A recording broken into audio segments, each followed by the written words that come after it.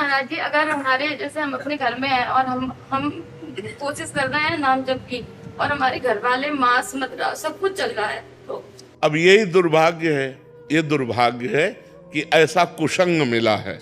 मतलब अब इसको हम क्या कह सकते हैं कि एक व्यक्ति है जो भगवान के नाम का जप करना चाहता है, भगवान, लेकिन फिर भी भक्ति हो सकती है, क्योंकि जब लंका में भक्ति हो सकती है तो भक्ति हो सकती है, नहीं हो सकती। भगवान विभीषण जी से कह रहे हैं, जिम दसनन मो जीभ बिचारी, जैसे 32 दांतों के बीच में बड़ी कोमल जीभ रहकर अपना काम चला लेती है, नहीं चला रही, ऐसे ही लंका में पूरा लंका निश्चर निकर निवासा, यहां कहां सज्जन करवासा, लेकिन वहां भी विभीषण जी ने भक्ति की, ऐसी भक्ति की कि भगवान ने कहा तुम सरीखे संत प्रेम रे। और वहां तो हमें लगता है केवल विभीषण जी ऐसे होंगे जो मांस न खाते होंगे, नहीं तो सब मांस खाने वाले थे। मदिरा और मांस का तो वहां मतलब आहार ही था।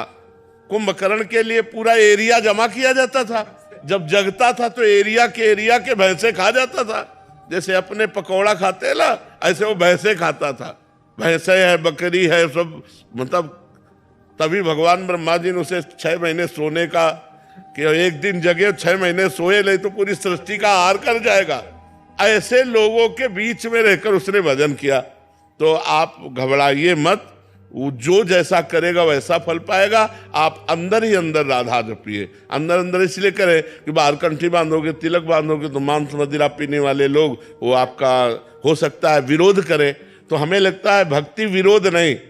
अगर कोई कह रहा कंठी ना बांधो तो ये ले उतार के रख दिए। भक्ति अंदर का विषय है, बिल्कुल संसारी बन के रहो और अंदर राधा राधा जपो, तुम्हें भगवान की प्राप्ति होगी। भजन से भगवान की प्राप्ति होती है, ना कि बाबा जी बनने से भगवान की प्राप्ति होती है, ना कहीं भागने से भगवान की प्राप्ति होती है।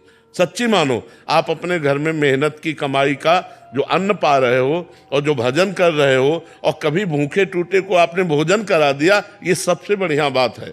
हम लोगों का हिसाब कटता है, जो हम वस्त्र पहने इसका भजन जाता है, जो प्रणाम करते हैं उनको भजन जाता है, जो भोजन देते हैं उनको भजन जाता है। ये सब फ्री नहीं है, यहाँ सबका टैक्स है। और अगर भजन कम पड़ गया तो हमको नरक जाना है।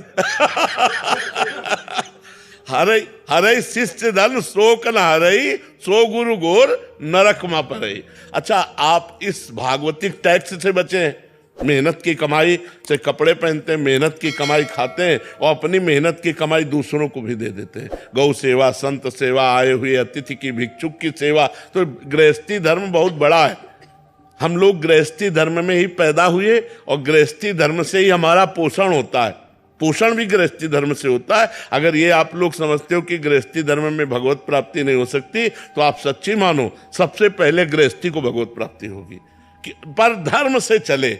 अब पराई बहनी बिटिया से गंदी बातें करो, शराब पियो, मांस खाओ तो नरक जाओगे। चाहे और अगर अच्छे आचरण करोगे, 4 रोटी अपने से बचा करके गौ सेवा, संत सेवा में दे दी, तो वही तुम्हें भगवत प्राप्ति कराएगा। खूब नाम जप करो, कोई परेशानी नहीं। कहाँ भाग के जाओगे? आज हमें एकांत बता दो, कहाँ एकांत है? कहीं एकांत नहीं बचा।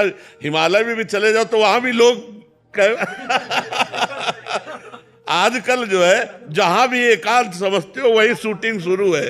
हाँ, कि नाम पर जब करते हैं 10 मिनट एकांत में बैठ के, तो उसी टाइम पे पत्नी कुछ काम बता देती है, बच्चा कोई बात नहीं, तो उठ के खड़े हो गए और काम करने लगे, राधा राधा अपना काम करने के लिए चल दिए। राधा भगवान को एकांत में बैठकर भजन करने से नहीं मिलते, काम करते हुए भजन करना सबसे श्रेष्ठ बात है।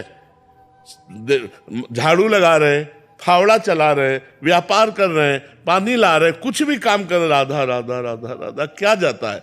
माले चलाने से भगवान प्राप्त होते हैं, भगवान सुमिरन करने से प्राप्त होते हैं। हम सुमिरन करें भगवान का, माला के बिना सुमिरन करें। गिन लो भगवान, तुम गिन लो, वो तो सब जान ही रहे हैं।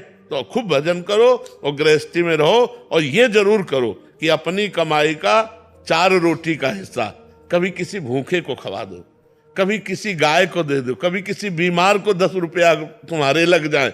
ये बढ़िया परोपकार ये गृहस्थी में जरूर करना चाहिए, और नाम जप करना चाहिए, और भगवान के आश्रित रहना चाहिए। आश्रित का मतलब नाथ सकल संपदा तुम्हारी, मैं सेवक समेत सुतनारी। बढ़िया भजन है, कोई परेशानी नहीं, कहीं भागने की जरूरत नहीं।